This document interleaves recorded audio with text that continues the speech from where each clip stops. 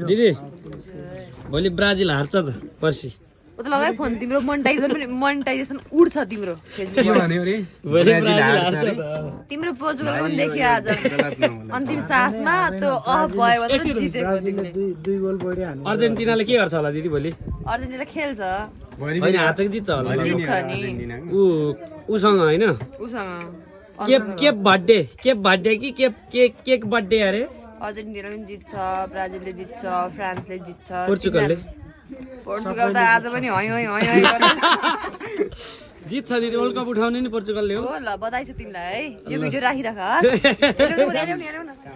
फेरि भन ल के गर्छ अरे भाइ यसपालि सिल उठाउने नि पोर्चुगलले हो रोनाल्डोले